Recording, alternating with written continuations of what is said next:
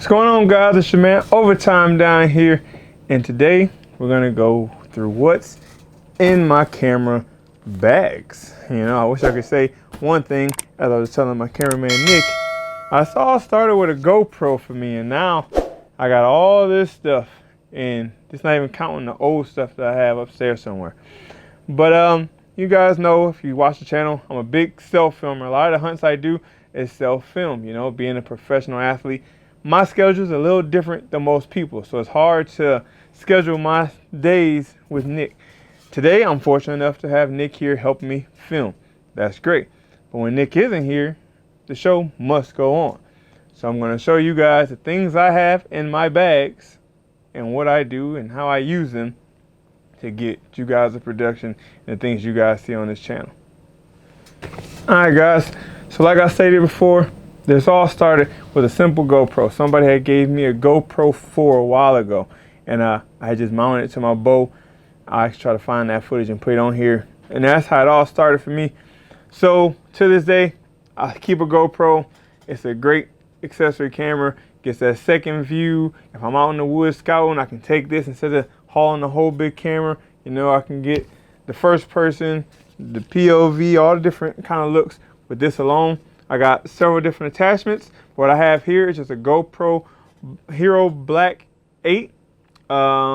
It comes with its own self clip here, so you don't need the other attachments there. This is a media audio kit, so it's got a mic up here. It also has speakers, so when you listen to the sound to see if it recorded, it'll play that well. It's got two hot shoes, so I can put my mics, my shotgun mics, on the top or the side, also to get better sound. And the good thing is about it, when you put this on, you don't have to take it off to charge the battery. It's got the charging port right here on the back. It makes it simple.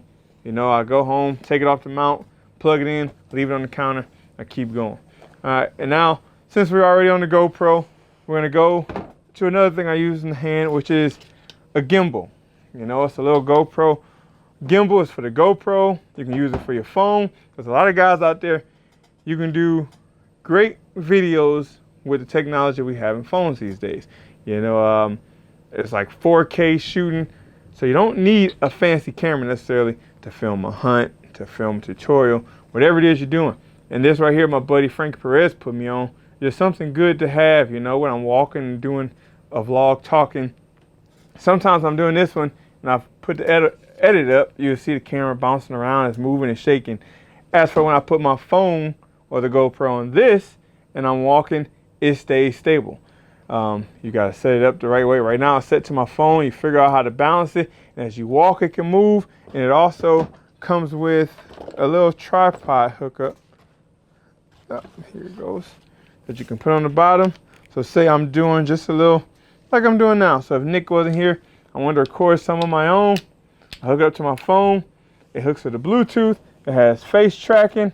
I would sit it there, it balances itself out, hit the face tracking button on the selfie mode, and it'll literally move with me. Anywhere I go, the camera will move, it'll balance, and it stays right there with me the whole time. So I feel like that's something great to have if you want to start off with a GoPro or even just your phone, and you don't want to dig into the pockets like we're about to dig into this bag. Alright guys, so now we're going to dig into the bag, into my main cameras. My cameras I use to capture all the footage from the tree when you see the deer walking, the B-roll, the things I'm capturing and hanging when I'm in the tree is all from this camera here. So this camera I haven't got to use in the woods yet. This is the new camera I got. My photographer, my video guy, Nick, he works at Allen's Camera Shop in Levittown, PA. He's got me hooked up with this. He's hooked me up with another camera before that I traded in on this one. But I originally started with a Canon G20.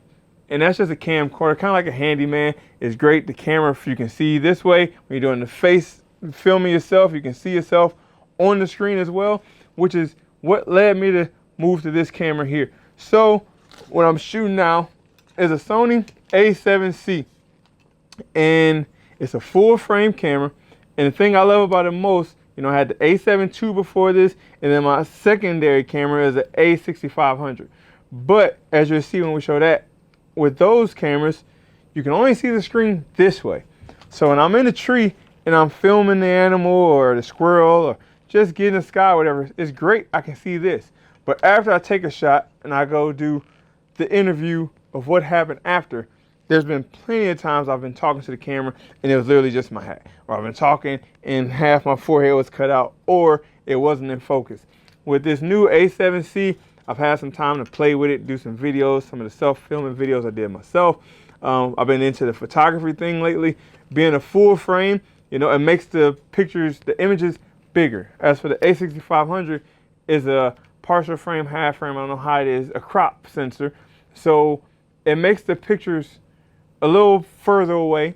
So when I would use this lens, I wouldn't capture as much of the image. When I put this on, being a full frame, it opens up that picture a little more. So I can get away with things with this camera that I couldn't on this one with a bigger lens. But we'll get into that later when I talk about the other lenses I have for those reasons. So like I was saying, this one here, this is gonna be my main camera this year. So I can shoot with it closed, just like this. I'm looking at the deer, or after to get the reaction, turn the camera, I can flip it around, boom. Now I can see myself, I can see it's focused, I can see it's on me before I start talking. And right up real quick, close it, turn back to the action, and we're good. So that's the first one. That's the A7C. That's pretty much my daily. I walk around with it around my neck now, practicing taking pictures of the kids, the dogs, just doing different things, learning the camera, figuring out aperture, ISO, shutter speed, and everything else. This is a camera you guys seen all the action on last season, an A6500. This also is a great camera, but like I mentioned, it's a crop sensor. I didn't realize the difference until Nick broke it down to me, that the reason why sometimes I was missing things with this camera and I had to get different lenses because of the sensor size. So since we already talked about this, the first one, a Tamron 20mm f2.8 f-stop. What that is when you're doing pictures, that's for your aperture. You know, the aperture is your close 2.8 is going to make the thing you're focused in, that's going to be there, and everything else in the background is going to be blurred out. Also, when you're taking pictures when some water, say it's a waterfall or water falling, you can freeze with the shutter speed and it'll blur out the back, and you can kind of zoom in on just the one water droplet or something like that. And then I can't remember what it goes up to, but this is my interviewing lens. You know, I use this for doing my self-interviewing when the camera's in my hand, where I can get everything in. And with the A7C, with the full sensor, I can definitely get everything here and everything behind me just fine. And then the next lens we're going to go to is this is, I can't remember if it's Tamron or Sony. I got the Sony cap on. Oh, it is Sony. This is a Sony 18-200. It's actually, I used this at the beginning of the season. I used it down in Kentucky for the opener. And day 2 when I was down there, I was climbing a tree when it was dark. Camera was in the bag. I sat on a tree stand. As I climbed up, you just hear, boom. My bag flipped out of the stand and hit the ground. And the only thing that was damaged, thankfully, was the lens. It still works, but the sensors in there make a little clicking noise when I'm zooming in and out. But again, this goes a little further away than the 20mm, but it gets just as close as this one here. So this is a great camera, or a great lens to put on the A6500 when I'm doing the dual filming, because this one gets more of the picture and this one gets less of the picture. Well, this one gets more of a frame and it goes out to about the same thing when we go further away. So this I only use when I'm doing dual camera self-filming. Now I'm gonna go back to the lens that was on the A7C. This here is a Tamron 28-200. So like I said, this is 10mm bigger than this one, but it goes out to the same distance. So since this is the full sensor, this camera or this lens stays on this camera. I rarely take it off because I can do the self-interview with this and I can do the further away shooting as well. One of the things I use is a shotgun mic. The first one we got here is a Rode Video Micro. It's a shorter shotgun mic. They have one that's a little longer. This is just a short one. I put it on top of the camera, works great just for catching audio here. It doesn't catch much. I mean, you can hear some of the stuff out there, but it doesn't pick up as much sound as a bigger one or a more expensive one would. But when you're self-filming or doing self-media, it's perfect. Like I said, with this audio kit on the GoPro, I can put this on top, plug it into the back, and get great audio as well. Even though there's a mic in this media kit, it works better with a shotgun mic. So boom, I put that on there. You usually put it on the side because, as you can see, these dangle down in the lens unless you got the lens adapter, or some people say they just trim that off so it's out. But that's my go-to when I'm just here on my own. I have a backup one. I can't remember the name, Brent. This is a Movo VXR10. This is cheaper. This is the Amazon version. I think it was like 35, 40 bucks when I got it. It's a good thing to have. You know, some go wrong with this one. I'm in a tree stand. I have both of them in my hunting pack. Literally just take this plug out, take this, put the other attachment on, plug that one in. All right. And then a new thing I'm actually really into, my wife got me this for Christmas, I'm super thankful for, is these Rode mic to goes. All right, so these are lab mics as well. You can come with a cord, put this on your hip, run the cord up your shirt. What I like to do is I just clip this to my hat. It's actually something I saw Will Smith doing. He was doing a video. I noticed he had the same thing up here on his hat, so his voice traveled close to it. And this one mounts to the top of the camera. There's no extra accessories. You literally just slide this right through the hot shoe, plug this in, turn them on, they sync automatically. And I can't remember how far it goes, but I haven't lost signal. And I've talked from a tree stand with these on the bottom, and I was like 25 feet up. So those right there, something great to have as well if you want to get great audio so that people can hear you and break down what you're saying, so you're not trying to read the captions that doesn't spell it right 9 times out of 10. All right, so now we covered the 3 things you need to make video. The video, which is the camera, the lens, which gives you the clarity, the zoom out, whatever it is, and the audio, which is your mics. Now we're gonna go to some extra accessories that'll help you capture these things. Now, I mentioned when I do the self-filming, I have 2 tripods. So we're gonna go over that. Like I said, this right here, this gimbal, the whole hem gimbal, it works perfect as a gimbal for filming somebody, a gimbal for filming yourself, or like I said, it comes with a little tripod stand. So right here on the table, I'm talking, boom, gets a great view right there. Now, this here is what I started off with for a tripod.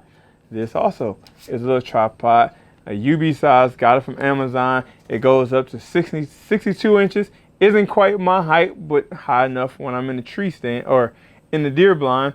It goes over the opening and I can move it around. When I'm doing my self-film, if I have to get it up higher, I'll put it up on something, extend it all the way up. This part, it goes taller. We got 3 extensions here that come out.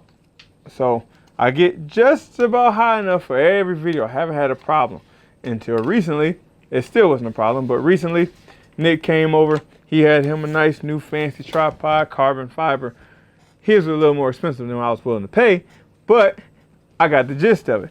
That got up to like 72 inches, got to my height. So I looked into it myself, did a lot of research, went on Amazon, and found this here. This is a Coleman tripod. This goes up to like 78, 79 inches. It unfolds pretty easy. No buttons, just click it down.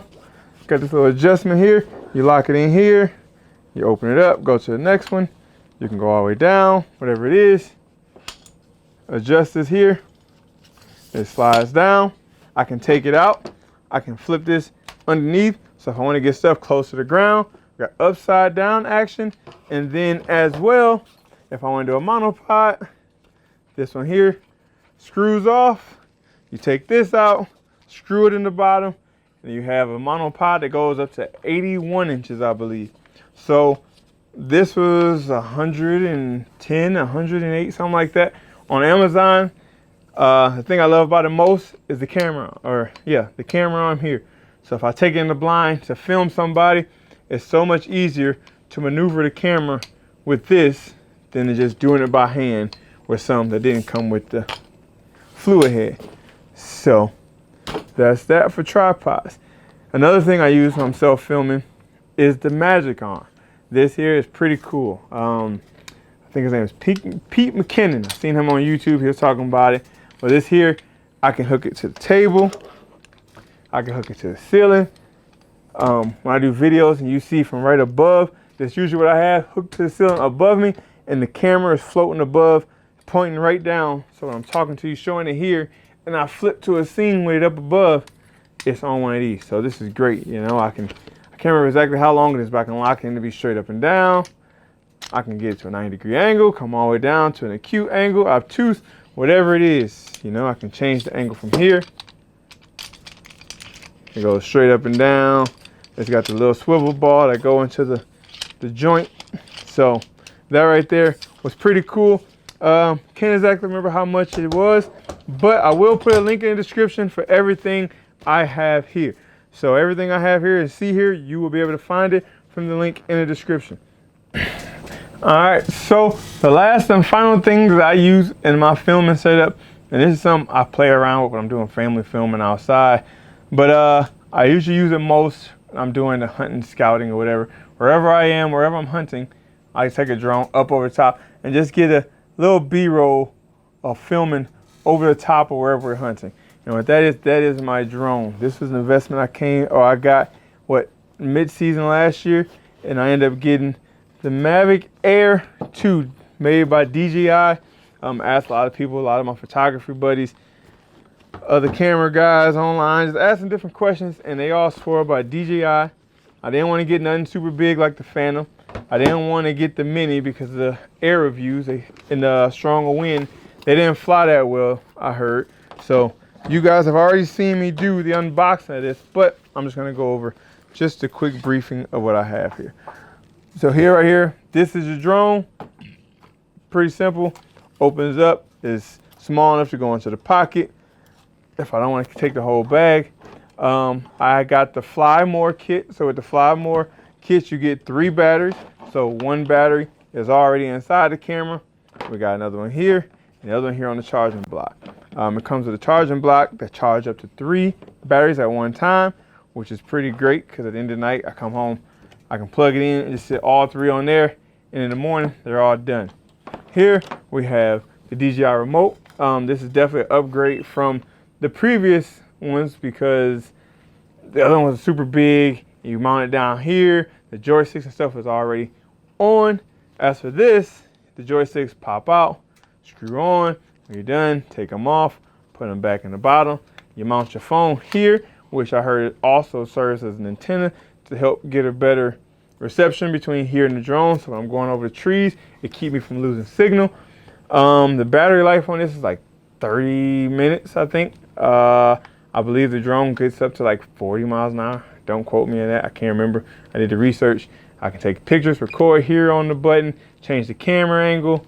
I can change the modes from normal, sport. The tripod sport takes away the sensors where if you get ready to see a tree, hit a tree, it'll stop it. You got the return home button, the on off button, hit it twice, hold it the second time, it's off. Same thing with the camera. Hit it once, hold it the second time, the camera turns on, it shakes, everything. I should have took the lens off there, but it'll be like I'm not flying it. But other than that, guys, that's everything that I have.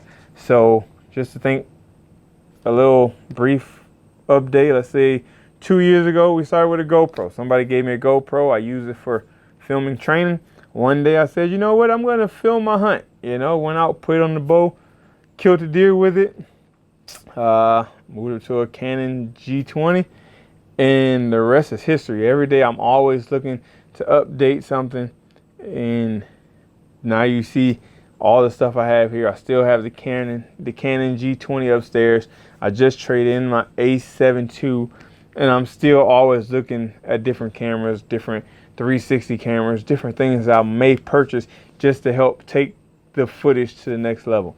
But if you want to get into self-filming, filming your hunts, filming podcasts, vlogging, whatever it is, you don't need all of this. Like I said, with a simple phone, everybody today has a smartphone right here in their pocket. You know, you see people walking around all day on their phone. Take your phone, You got a great camera on the front, even better camera on the back these days, and you can just film like this. And then when you save up a little money, you don't have to get this. Just get you a selfie stick. There's different things you can use. And just get out there and try it. You know, I remember when I started, my wife was like, oh, you don't know what you're doing.